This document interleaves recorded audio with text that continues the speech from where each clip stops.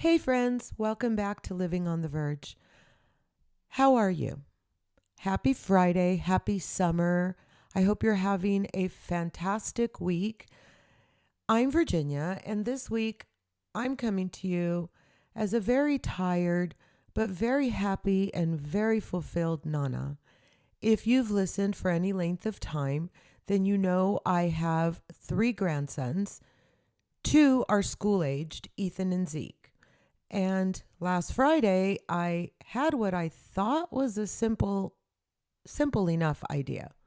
I invited them over for a sleepover. Well, somewhere between Friday and Monday, that sleepover, it turned into a full-blown 2-day Nana Summer Staycation adventure camp, complete with opening ceremonies, scorecards, medals, challenges, prizes, even a Nana store, soccer competitions, water balloon fights, and of course, closing ceremonies. And if you're wondering how long I had to plan all of this, about 3 days. So today I want to tell you what happened. I want to share the experience with you, what surprised me, what I learned about these boys, and what they reminded me about what really matters. So let's get into today's episode. Let's start off with how sleepover became a camp. So, Ethan was going to be gone on a week vacation, and Zeke was going to be off school and on summer vacation and here without his cousin. So I told him I would love to have him over for a sleepover. And then Ethan and I will have a separate Nana Ethan sleepover later on in the summer. But since Ethan was away, Zeke and I would have this plan. Well, Ethan ended up not going away on the other vacation that he had planned on going to. And I ran into him Friday because I spent all last week with my other joy, Ezra, and I went to go drop him off, and Ethan happened to be over visiting with Zeke. And so I pulled Zeke aside and I said, "Hey, Zeke, I know you're supposed to be coming over on Tuesday. And so what do you think, since Ethan didn't go, about inviting him to join us for the sleepover?" Well, no sooner did I get "join us" out of my mouth that he started nodding and really got excited about the idea. So we went over, we asked Ethan if he wanted to join, and he said of course he would without hesitation, and he looked at his dad for approval, and his dad gave the good old 10-4, and so we had a sleepover planned for Tuesday. So I come home and I'm thinking this is going to be great. And although there's a little bit of a change in in plan, we don't really have to get this completely blown out of proportion. But then again, I'm me. So before long, I'm researching, what should we do? Should we go somewhere? Should we have a big Disney day? Well, realistically, there wasn't enough time. And quite frankly, that wasn't really in the budget for what I was trying to achieve 2 mere days away for a sleepover. So I didn't want it to get blown out of proportion. And I thought it would be a good opportunity to challenge myself. What if you have a limited budget? And it's not about how much money you could spend, but what you could create as far as fun and excitement and memories.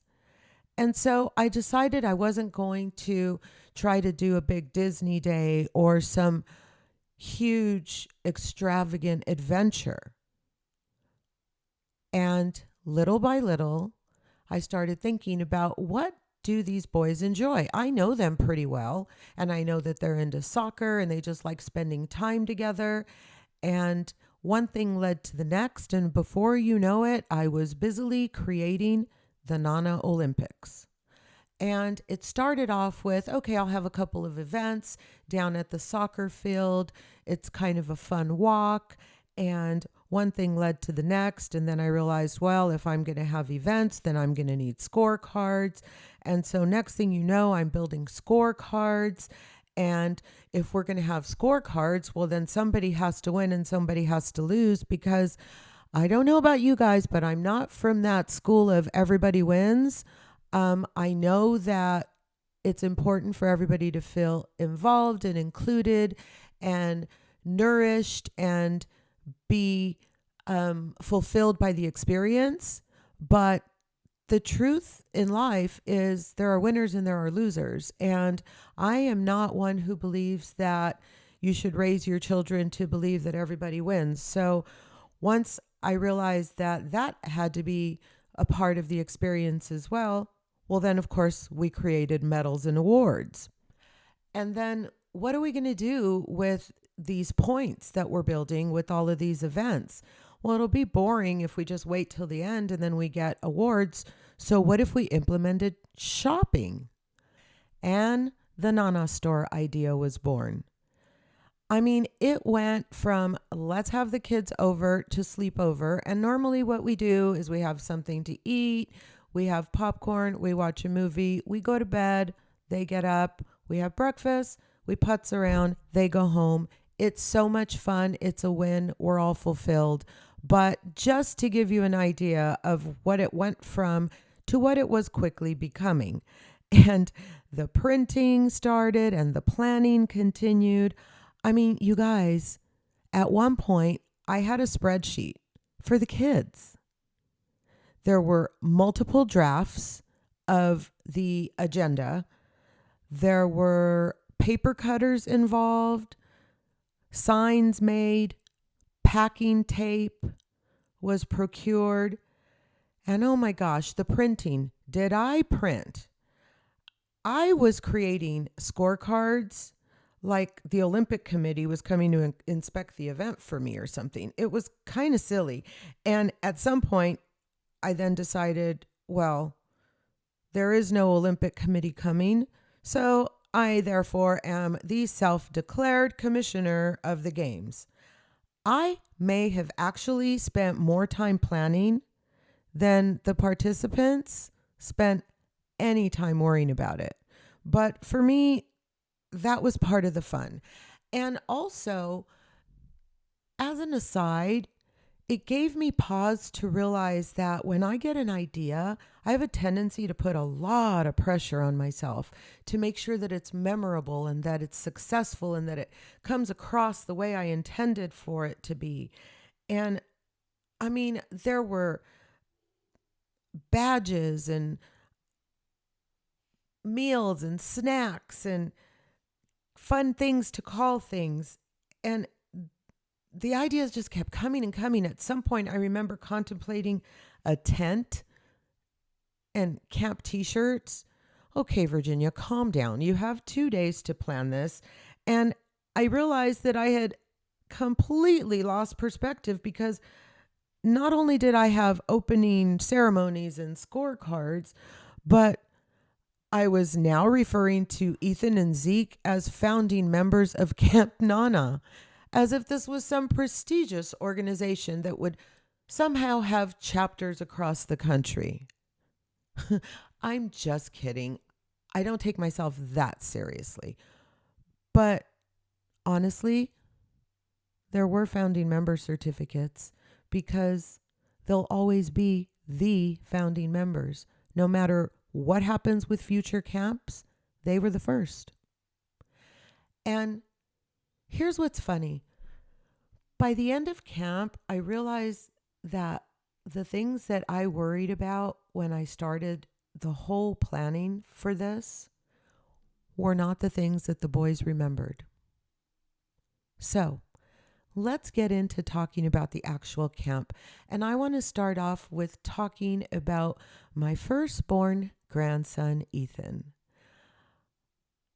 What a gem. I just love him so much. I mean, listen, we bonded over so many moments, and they were genuine and they were natural. First of all, that kid's love for music was something to really have a conversation about.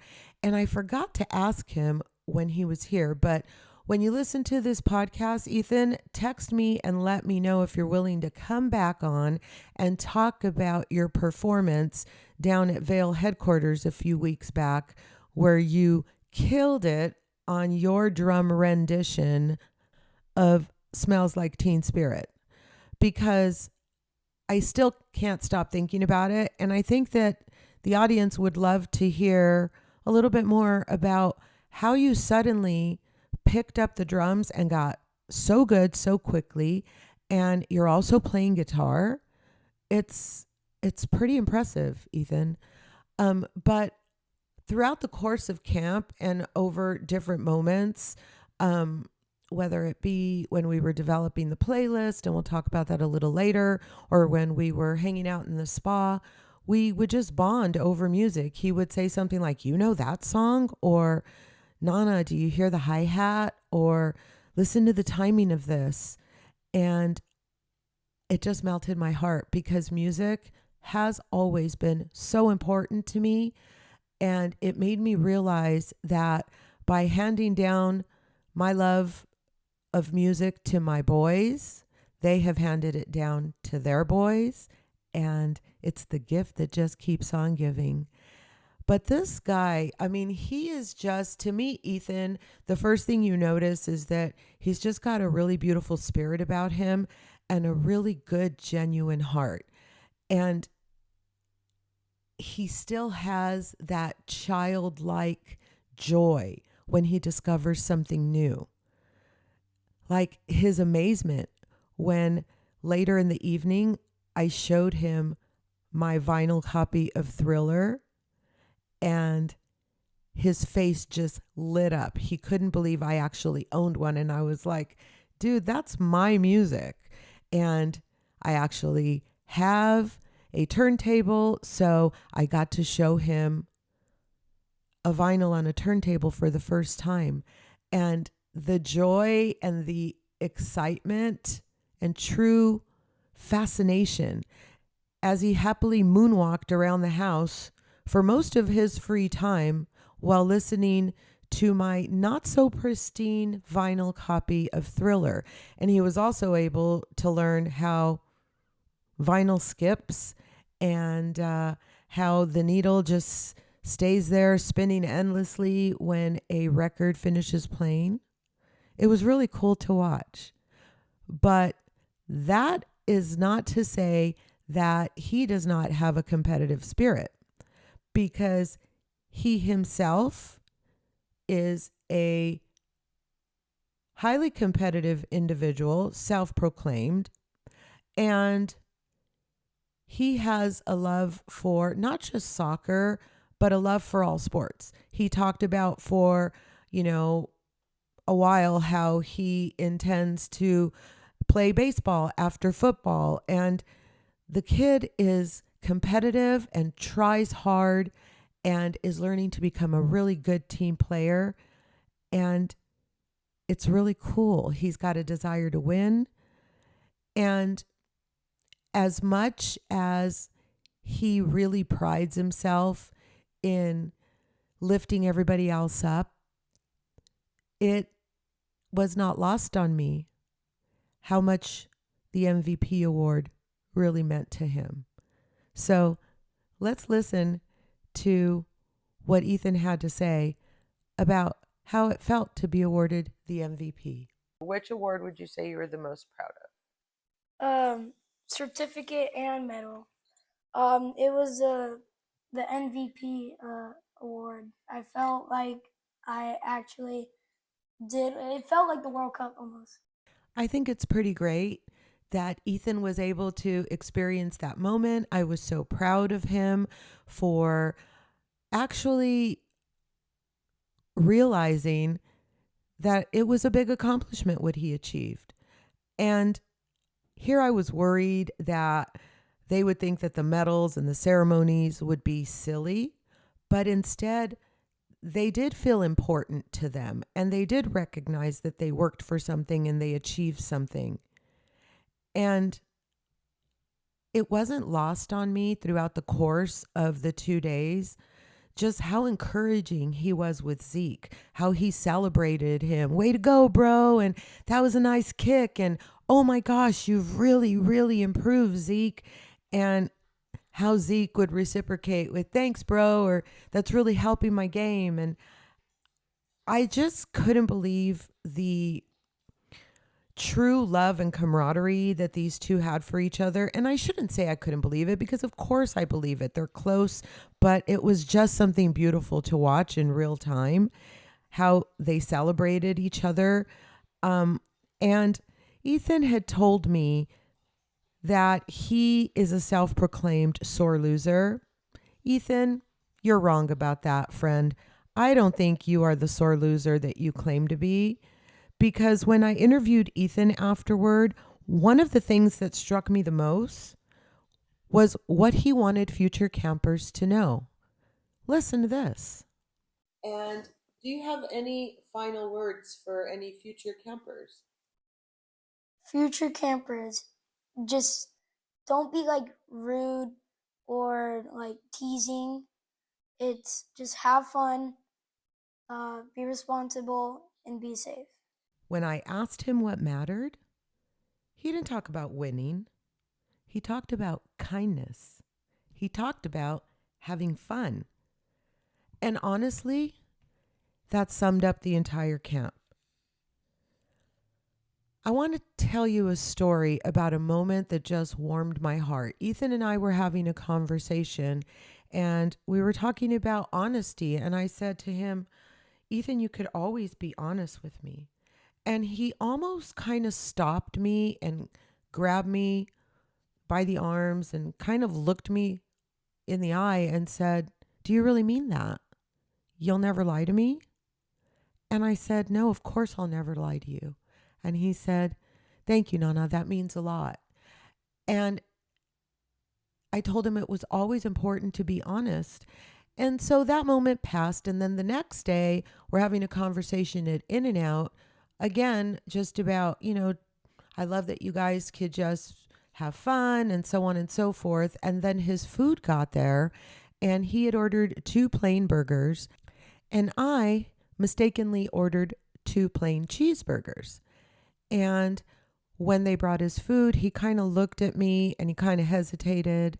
And I said, is everything okay? And he said, well, honestly, I didn't want cheese on my burgers, but it's okay. And he was just about to try to make it okay. And I said, that's okay. I can go get these fixed. That was my fault. I misunderstood. And he said, really, Nana? And I said, yes, I told you you could be honest. And you could see the relief in his eyes. And that moment for me was absolutely priceless. Oh boy, I'm getting Nana in this moment, but it was priceless to me because I realized that this is so much more valuable than me correcting his food order. I am building agency with him and trust. And all I ever want is for my grandkids to know that they could trust me, that I'll always be honest with them, and that they can feel safe, and that all I want is for them to be happy and successful in life. And that moment, I felt like it was a win, and I was achieving that. So, I got a little bit choked up telling you guys that story, but I'm going to leave it in because I think it's important for me to be authentic, and that's what I feel. It's pure, unadulterated joy as I share this story with you because it makes me realize that both Ethan and I at that moment realized that our relationship is becoming something bigger than just Nana and grandson, and that we are both becoming trusted people in each other's lives. And that's pretty special. The funny thing is, neither boy cared about half the things I thought they would care about. But there's one thing that absolutely delighted Zeke. So I'm getting ready to open the Nana store. and I come out of the office with 2 swag bags, and I announce that Living on the Verge podcast is happily sponsoring the store activities and events. And as such, I have these exclusive swag bags from BravoCon 2025 that not very many people at all in the world own, and that you had to be at BravoCon 2025 to be able to procure. But because the Living on the Verge podcast was sponsoring Camp Nana, Ethan and Zeke both got a swag bag. And it was really cute because he was especially excited that it wasn't just merch, it was like exclusive merch.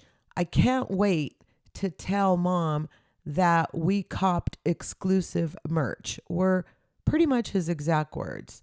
And what was so cool is by this time, we're, almost 50% into the duration of camp.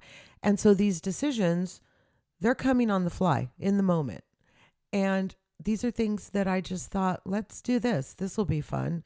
And so for it to hit was kind of a win for me. And so I talk about Zeke in the story, but I need to tell you about Zeke because Zeke is my character. He was my youngest grandson for 9 years. He has recently given up that title to his brother, the love of his life, the joy, the thing that brings him so much happiness to talk about. His little brother, Ezra, is now our baby of the family. But Zeke is something really special. He is a mixture of intellect and mischief, and he has this unapologetic way of being straightforward and honest, even if the message is hard to hear sometimes. But his candor is mind-bogglingly refreshing. And it extends to himself, too. It's fascinating. He is highly self-aware. He is creative, clever. He has this little devious laugh that just cracks me up. He's got this look in his eye when you know he's about to do something that is a little bit mischievous, but yet he has this determination. He is determined to become the best he can be at whatever he sets his mind to. And he doesn't confuse that with the best ever. He doesn't delude himself into thinking he could be the best insert whatever in the whole world. But he knows that with effort and focus and determination, he could achieve his best. And it's just really insightful to see a 9-year-old boy have this much self-awareness. So listen to what Zeke had to say. I would like to know how you are feeling after having just been awarded the Athletic Achievement Award, Mr. Zeke. I feel really good because, like, I normally whenever I play soccer, people normally don't call me that good, and sometimes they call me like not that good. So I'm trying to prove them wrong, and by earning that athletic award, I took a big leap forward in proving them wrong and telling them and into showing them that I can play soccer. Now, as a Nana, that was a little tough to hear because I want to go beat up all the boys on the schoolyard who make my grandson feel like he's not that good. But the real gold in what Zeke said is that he knows who he is as a person, and he doesn't BS himself about what kind of a person he is, what his capabilities are, but he also moved me by the fact that he's not afraid of hard work to get where he wants to go. And I was blown away. Zeke came over when Ezra was born, so just 3 months ago, and spent a couple of days here with me. And we went to the very same soccer field, and I pretty much let him run around out there and do whatever. And when I tell you the amount of progress I've seen, I mean, I mentioned it earlier, even Ethan was like, wow, you're way better than you were last time we played, or wow, good aim. And his accuracy, his speed, all of the things that I know he's working hard on have improved significantly. And it's really, really great to see. So keep up the good work, Zeke, because your hard work is paying off. And it's really great to watch just how badly he wants to improve, because you could see the fire in him to kind of set out to do something, work hard to get it, and then have the achievement at the other end. And it's funny because one of my favorite moments, all of that said, when I think about Zeke, wasn't on the soccer field at all. And it wasn't during an award ceremony. It happened in the Nana store. So let me tell you the story real quick. Zeke noticed that Ethan had an eye on a particular prize. And Ethan had gone off to the bathroom, and without saying anything, he came over and he got me. And he said, I want to buy this for Ethan. And he spent his own Nana bucks and bought that item for Ethan. And so what are Nana bucks? Well, the boys earned Nana bucks throughout camp and could spend them on prizes from the Nana store. Let's let Zeke explain. Which Nana bucks could be used to buy amazing, what are they called? Prizes in the Nana store, which is pretty fun, really. Yeah, which I think I bought a little bit too much cones. Yeah, how many? 27. And of course there was a Nana store, because apparently I'd completely lost my mind by this point. But seriously, is that not the most precious moment ever? I mean, the love for this kid to work all day in the heat to try to earn these bucks that he was so excited about spending at this store that had opened 2 hours past the time it was supposed to, because we were running a little late on the schedule, et cetera, et cetera. And then for him to use a substantial amount of his Nana bucks to buy something for his cousin, because his cousin was kind of trying to save his bucks, because they both knew that the store would be open again the next day. I mean, it wasn't the prize. It was what that said about the type of young men these boys are becoming, and how much that means to the legacy that I've tried so hard to build all these years. So, moms and dads, good job. Way to go. Thank you. A super proud Nana moment. In my opinion, the funniest thing is that I got the string cheese. I was eating it whole without stripping off a piece, and You scandalized us forever. Yes, we know. Nobody eats string cheese like that, Zeke. There's something wrong with that. And Ethan was Ethan, my cousin over there, or over wherever, is was hitting me with the Homer Simpson.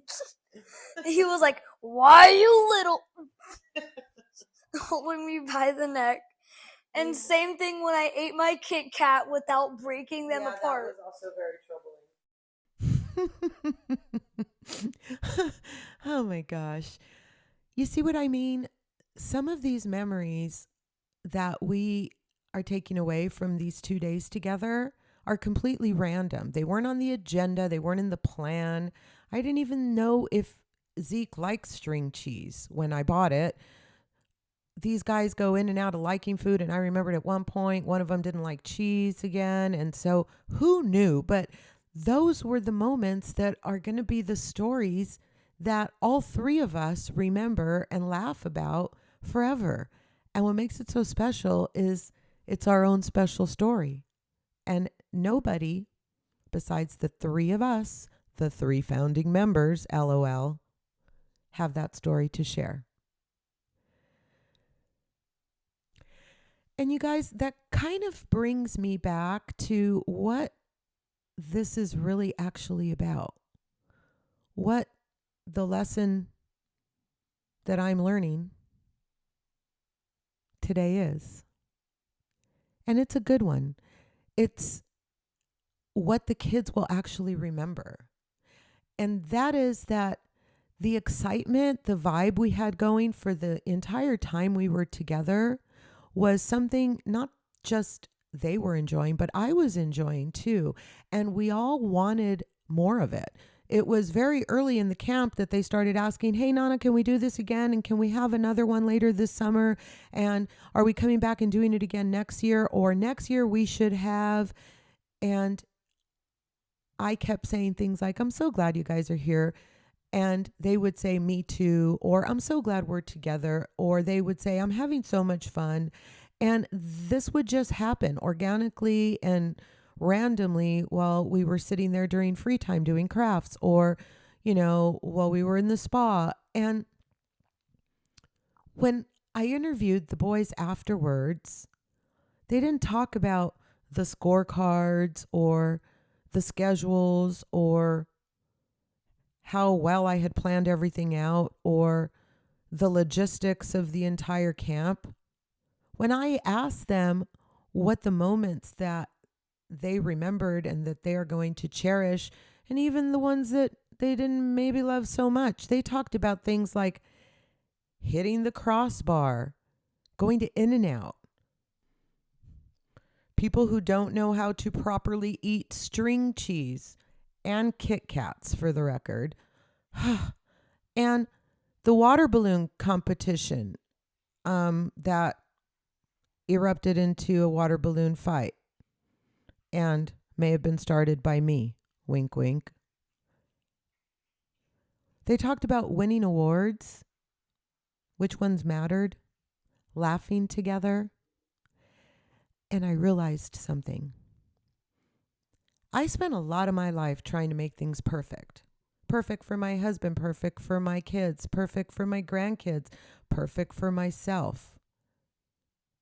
But the boys reminded me that what people usually remember is how they felt, not how organized I was or how beautiful my paperwork was. And it was pretty great, by the way. I had a folder and a badge and everything.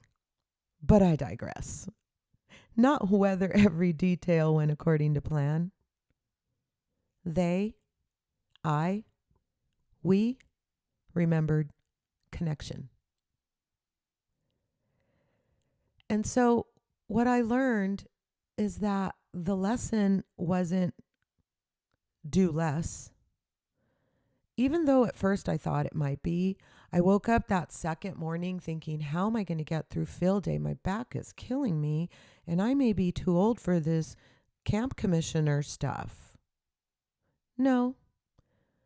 The lesson was start sooner. I don't need to become a smaller version of myself. And I certainly don't need to stop creating experiences. I'm pretty sure it was a big hit. I don't need to stop being extra. Extra is my specialty. But maybe I need to give myself more runway, more latitude, more grace, more time, because I was exhausted when the kids left. And if I'm being really honest, I'm still pretty tired. The planning nearly exhausted me, so much so that don't tell Ethan and Zeke, but the Nana store is still up and open. The popcorn buckets are still sitting on the counter, and the towels from the spa party are still laying in the laundry room waiting to be laundered. But the camp itself filled me up in the best way. And there's a big difference. At the end of the interviews, I asked the boys to rate the camp. Here's what they had to say.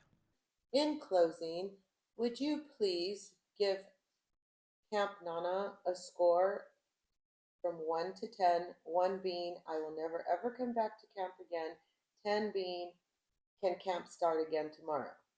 I'm gonna break them at 20. Oh, so on a scale of 1 being where are my parents and when am I leaving this place, to 10 being can camp start again tomorrow, where would you rate Camp Nana for the first summer staycation adventure? 200 million.